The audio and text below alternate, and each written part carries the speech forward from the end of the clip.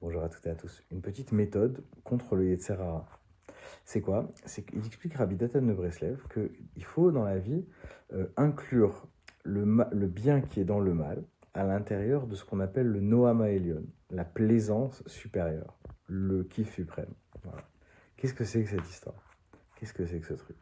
Alors pour vous donner un exemple, vous avez le Gaon de Vilna. Le Gaon de Vilna, il dit que quand quelqu'un se retient de dire une parole interdite, bien la shonara, une médisance, ou alors de dire quelque chose qui va piquer l'autre, des choses comme ça, euh, on se retient. Quand on se retient, on accède à une lumière cachée, un oraganouz, que aucun ange et aucune créature de rien du tout ne peut accéder, à laquelle que personne ne peut accéder. Un truc incroyable. Et alors, ok, bon, est-ce que ça se voit? Alors, en fait, qu'est-ce que ça veut dire? C'est qu'on avait déjà expliqué une fois que cette lumière cachée, bien sûr qu'elle existe, mais comment est-ce qu'on peut appréhender la chose de manière un peu plus psychologique? C'est que quand on va se retenir de dire des choses négatives, donc de la médisance, des choses pas sympas vis-à-vis des autres, eh ben on va tout simplement accéder à un truc extraordinaire qu'on appelle de l'intériorité. Je suis capable de ne pas parler quand ça n'est pas à propos, quand c'est pas ce qu'il faut dire, etc.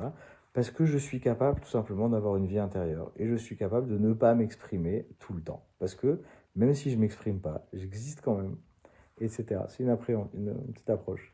Et donc en fait, quand on fait ça, eh ben, il y a un kiff. Waouh, j'existe. J'ai une lumière en moi. Je suis capable d'exister, quoi. Même si je dis rien, ouais, même si tu dis rien, tu existes, c'est extraordinaire. Et alors cette plaisance, on peut la développer, on peut y accéder, comprendre, goûter à ce plaisir d'exister, ce plaisir d'avoir une lumière dans le cœur.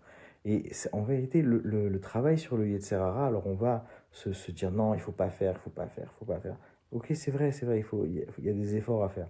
Mais il y a aussi un effort pour déplacer le centre de gravité de notre personne d'une recherche effrénée de toutes sortes de plaisirs non maîtrisés, à se dire, tiens, attends, peut-être je vais chercher de la lumière, je vais chercher de la plaisance, il y a une finesse dans l'existence qui est très belle, à laquelle j'ai envie de me rapprocher, à laquelle j'ai envie de m'assimiler, comme ça je veux avoir de la lumière dans ma vie.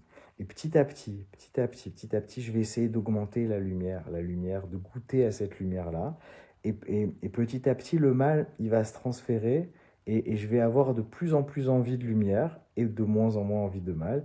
Et Bezrat Hachem, c'est ce qu'on se souhaite avec le temps, avec les efforts, déplacer le centre de gravité pour aller plus haut que Dieu vous bénisse.